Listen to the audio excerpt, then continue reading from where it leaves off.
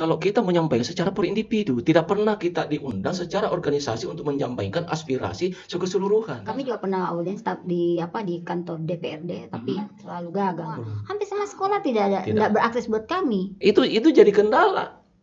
Karena ada SLB. Kebanyakan dari kami itu pengangguran loh. Apa dia lakukan jaringan disabilitas ini sampai sekarang tidak ada nih. Jangan salah. Kami tuh kerjanya kayak tuyul. Oke. Cek 1212. Oke. Kira-kira di Bantaeng ini Kak, yang secara umum yang dibutuhkan oleh teman-teman disabilitas yang belum terpenuhi apa? Kalau umum saja Kak? Ya, kesejahteraan sosialnya secara umum. Kesetaraan sosial. Iya, kesetaraan sosial. Artinya ini butuh disuarakan ya. Ya, jelas. Misalnya kayak tadi, tidak boleh ada cacat. Iya. Pokoknya yang mungkin yang secara sehari bahasanya adalah kesejahteraan sosial.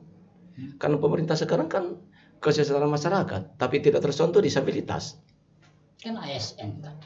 Iya, untuk saya tidak. Kalau saya tidak ada masalah, no problem. Ya. Tapi teman-teman di sana, yang lain, kalau saya tidak ada masalah tentang itu. Seandainya mungkin secara kasar ya, ngapain saya ngurusi? Saya hidup sudah enak kok. Tapi namanya kepedulian sesama disabilitas itu ada tertanam. Karena kita begini karena begini. Karena seakan-akan ada utang sebagai utang lah. Utang saya ini mau balas budi seperti apa? Ya kan, masa saya sudah seperti ini, masa saya tidak bisa bantu teman saya. Nah, jadi harus, kalau saya berusaha itu harus ada dukungan dari pemerintah setempat dong. Karena seandainya saya mungkin kaya raya, ngapain mau ke pemerintah, ngapain kumpul ini uang, ini fasilitas. Kalau keberadaan Dewan Perwakilan Rakyat gimana? Saya tidak mengkritisi ya, tapi maksud saya aksesnya juga enak untuk menyampaikan aspirasi khusus disabilitas. Karena pada saat begini, kita mau sampaikan ini susahnya Pak, Adik. Kalau kita menyampaikan secara per individu, tidak pernah kita diundang secara organisasi untuk menyampaikan aspirasi keseluruhan. Yang sampai belum ditahu bahwa sudah. Ini Kak, jaringan sudah resmi ya? Sudah. Ini kan SH. Sudah ada. Secara hukum belum. Akta notaris? Belum. Ya, belum. Maksud saya mungkin enak juga kalau lembaganya sudah resmi kan. Tapi kalau melalui organisasi olahraga kan sudah besar di Bantaeng. Itu masuk ke KONI juga kan? Iya. Oke. Ini kan kisah setara dengan KONI. Ini yang jaringan itu tadi, fungsi dan perannya lembaga jaringan itu tadi gitu. Kalau jaringan belum terakses ke publik keseluruhan. Kita ini masih istilahnya namanya saja yang jaringan itu berusaha mengumpulkan gitu. Mengumpulkan yang dari berbagai ragam disabilitas.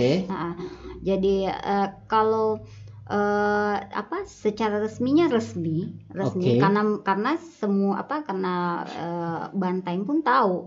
Karena setiap ada kegiatan saya selalu memsosialisasikan itu bahwa kita punya jaringan disabilitas. Bisa juga diundang ya. Walaupun bentuknya masih jaringan, masih komunitas. Komunitas. Belum dibentuk yang kayak secara struktur bahwa ini sudah dia setara dengan yang kayak misalnya di Makassar PPDI, Bulukumba juga ada PPDI-nya. Bantaeng belum ada. Kan sudah 3 tahun Kak jaringan ini, kenapa enggak dilakukan perkembangan yang lebih serius gitu? Kami pernah juga audiens Kak, sebelumnya minum kalau langsung saja. Kami juga pernah audiens di kantor DPRD, tapi selalu gagal. Belum ada titik temu kalau kita minta audiens untuk dipertemukan mereka dengan kami. Terus menyurat, tidak ada juga. Tidak ada tanggapan. Ada tanggapan. Maksud saya dibentuk saja menjadi sebuah lembaga, ya katakanlah LSM misalnya. Sudah dibentuk, tapi kalau kita mau audiens memperkenalkan secara khusus ke pemerintah, belum ada umpan balik bahwa kami diterima audiens. Oh gitu ya? Iya. Pernah ke satu kali Sudah berapa kali mengupayakan ini? 3 kali, berulang-ulang kali. Iya, kami juga pernah menyurat di kantor DPRD. Sudah pernah menyurat? Sudah, kami mau atas nama jaringan. Jaringan. Jaring. Untuk audiens. Iya. Tidak ada respon. Artinya kami meminta supaya kami difasilitasi untuk artinya diperkuatlah jaringan kami, bukan asal jaringan abal-abal begitu. Ya. Artinya kita berharap ada keterlibatan pemerintah di dalam berdirinya lembaga ini. Iya, karena otomatis tujuan kami juga akan tidak mungkin dong kalau kami punya organisasi tidak setara dengan, bukan tidak setara ya, tidak sama jalan dengan tujuan pemerintah bahwa disabilitas ini dijadikan istilahnya perlu kesejahteraan diakui ya kayak gitu. Kalaupun mereka tahu ya memang ada jadikan disabilitas gitu, tapi ya saya tidak tahu yang asal ngomong atau bagaimana. Oke Kak, berarti ini artinya tidak, tapi tanda kutip ya, tidak semuanya instansi atau lembaga yang tahu tentang kami, tapi yang ada punya sebagian lembaga yang tahu tentang kami itu sudah mengakui bahwa iya Bantaeng punya jaringan disabilitas. Berarti 3 tahun ini Kak ngapain aja ini jaringan? Untuk sementara kami fokus sama data. Ya. Sampai saat ini, detik ini, berapa orang yang sudah terdata penyandang disabilitas di Kabupaten Bantaeng? Saya tidak sebutkan karena jangan sampai beda dengan Dukcapil atau apa, karena kan masih dalam banyak proses. Tapi yang sudah terakses sudah berapa banyak kira-kira Kak? Ratusan, ribuan? Belum. Itu saja yang baru puluhan ya. Yang kita sudah tahu kan setiap desa sama kelurahan kami punya koordinator nih. Koordinator disabilitas. Tapi itu pun itulah istilahnya masih jaringan, masih jaringan. Artinya misalkan dalam satu desa itu ada teman kami nih yang membutuhkan atau dia tidak punya misalnya punya KTP misalnya, disampaikan sama koordinator kami, sampaikan ke saya atau salah satu atau sama Kak Asnawi, bahwa begini ya kami fasilitasi.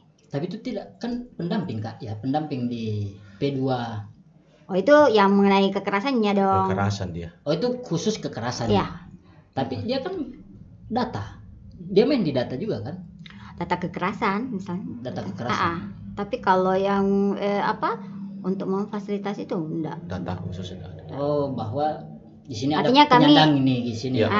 Kalau di P2TP2A itu fokus sama perlindungan hukumnya, terus kekerasan, terus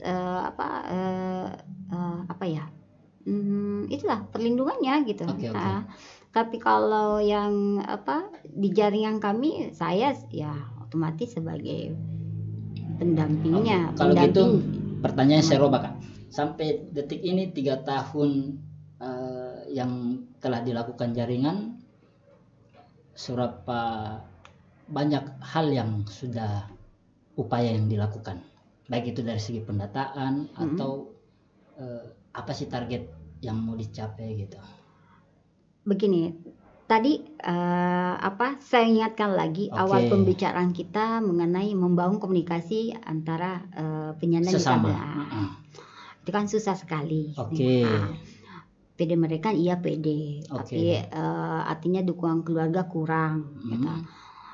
Dalam kita tanyakan bahwa dalam 3 tahun ini upaya apa yang kami lakukan itu sebenarnya banyak, tapi fokusnya ke komunikasi emosional gitu. Artinya kita berharap untuk bisa jadi lembaga konsultan gitu.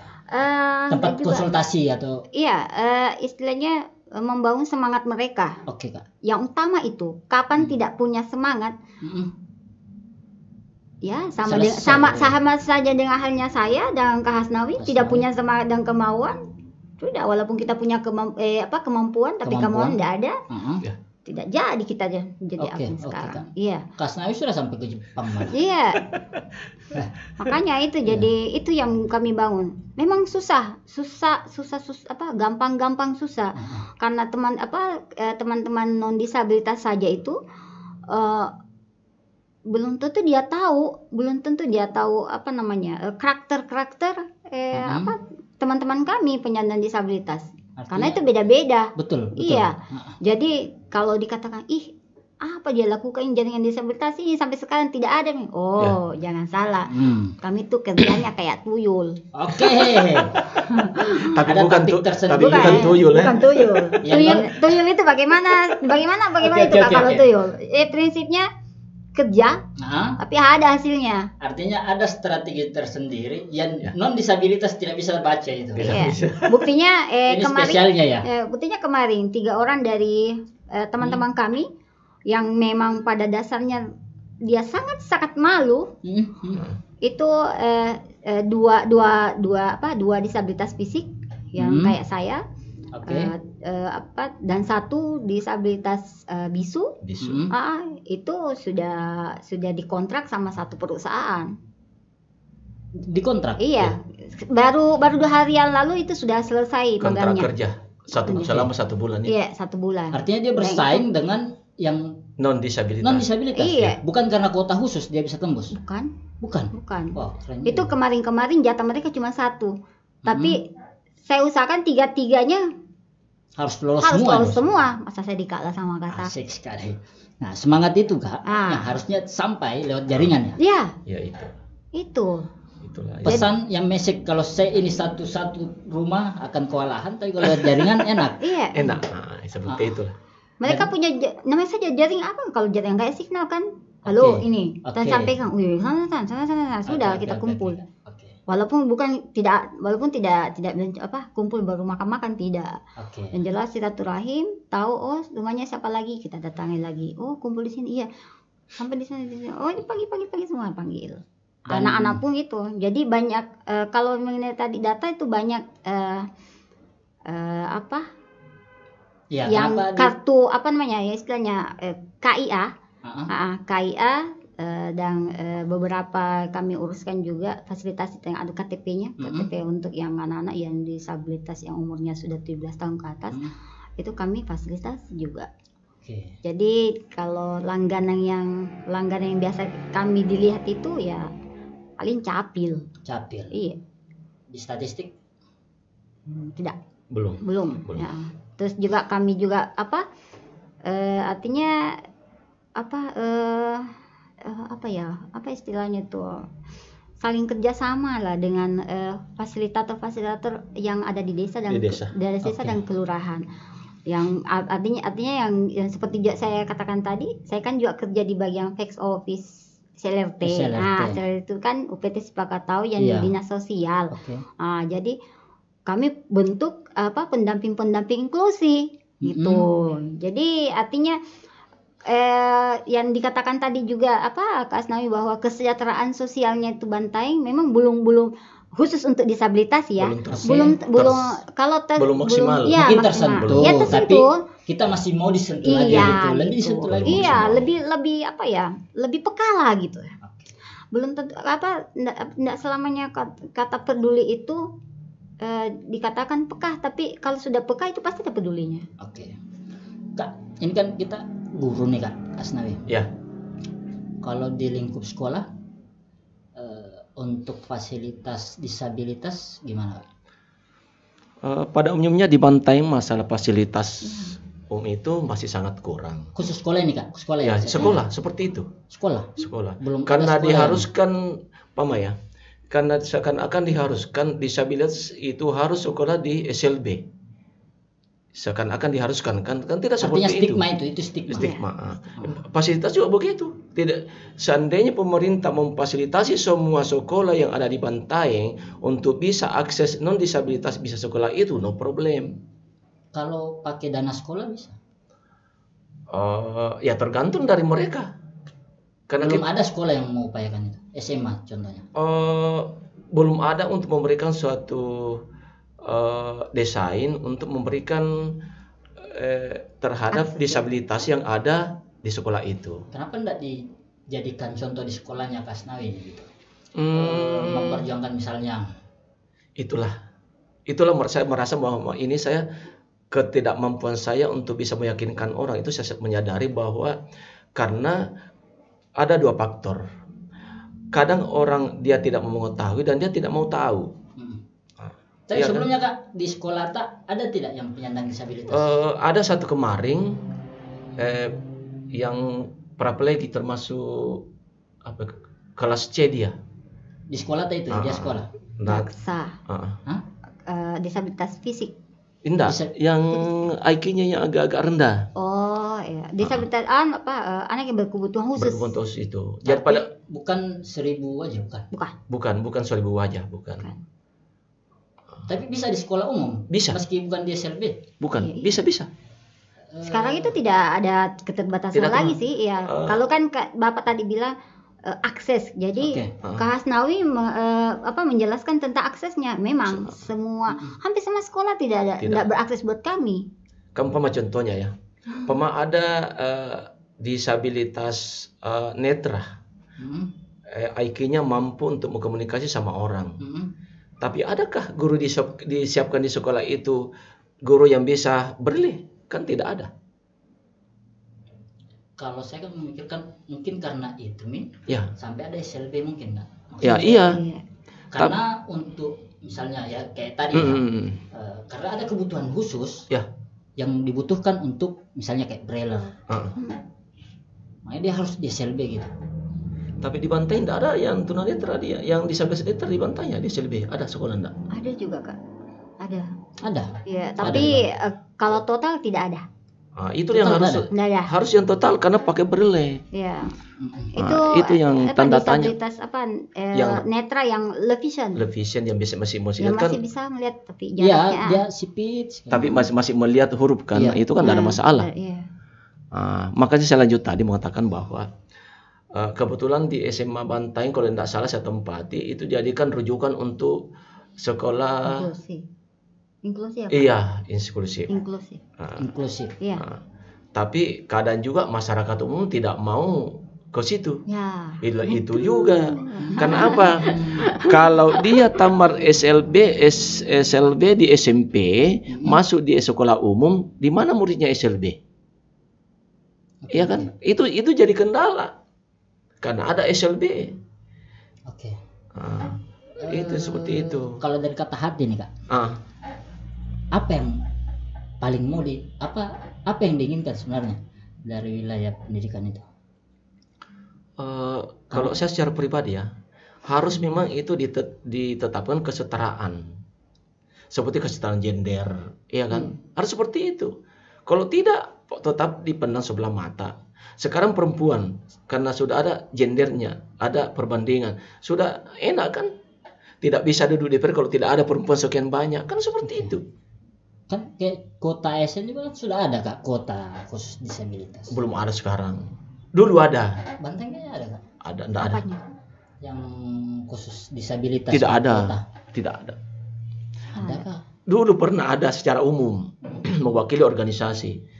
Tapi 10 tahun ini sudah dihapuskan. Waktu ada dulu kan wakilnya koperasi ada di DPR wakilnya, ya kan? Ada Kosgoro ada. Pokoknya ada semua dulu kan. Praksi ABRI ada. Sekarang sudah tidak ada. Nanti jaringan Kak bagusnya nanti dorong. Insya Allah. Jadi caleg nanti. Mudah-mudahan. Itu kalau yang di atas, kalau yang di atasnya itu kan memang artinya bertahap gitu. Tapi kalau yang yang katakan tadi harus masuknya sudah ada juga teman, ada juga yang salah satunya teman jadi di Bawaslu, kami sudah rekomendasikan ke sana dulu. Terus itu ada juga yang di KPU, jadi relasi relawan juga ada, relawan. Iya. Jadi artinya jaringan kami tidak vakum gitu. Setiap ada inovasi, ini yang mereka butuhkan, ini harus ini. Ya, karena kami ditunjuk. Sebenarnya gitu. tidak ada ruang yang ditutup untuk teman-teman yang disabilitas. Semua sebenarnya bisa masuk. Mau nyalek juga boleh sebenarnya. Ada masalah Kak. Tahun kemarin kami usulkan ke KPU, bahwa kalau bisa diakses itu satu disabilitas yang bisa dijadikan sebagai saksi di tiap kelurahan lah. Jangan sampai Kak menyiksa juga kalau tergantung dari kemampuan disabilitas itu. Kalau misalnya nih kuota untuk jadi panwas misalnya khusus disabilitas, jangan sampai kuotanya ada tapi pendaftarnya yang tidak ada lagi gitu. Makanya saya katakan tadi, sesuai dengan kemampuan anggota kami. Jangan juga asal disabilitas diterima, kan merepotkan juga bagi mereka. Kan tidak ada ruang yang ditutup tuh. Tidak ada. Semua boleh masuk. So masih ada rekomendasi dari organisasi. Itu lagi berarti ada lagi. Jadi harus ada peran organisasi. Kalau tidak ada rekomendasi, kemungkinan tidak diterima. Itu analisa kami karena diminta mengatakan persyaratan bahwa harus ada rekomendasi dari organisasi. Seperti itu. Oke Kak. Terakhir. Saya terlalu lama ini bertanya terus.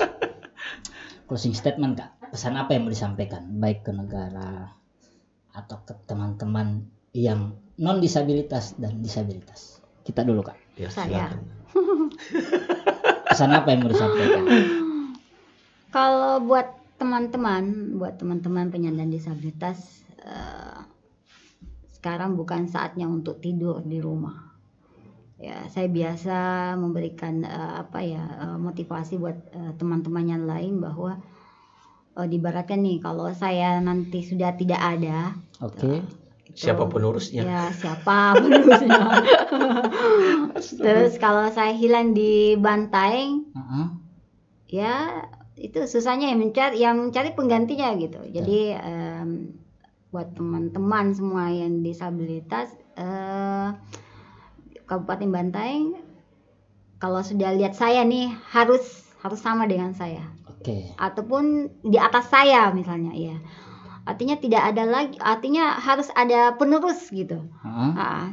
Karena perjuangan kami juga masih panjang. Sebenarnya. Betul. Iya, karena dari tahun ke tahun semenjak undang-undang disabilitas negara kita sudah resmikan, sudah sahkan, itu sampai sekarang pun itu susah sekali ya, apalagi kalau SDM yang penyandang disabilitas itu terbatas. Iya.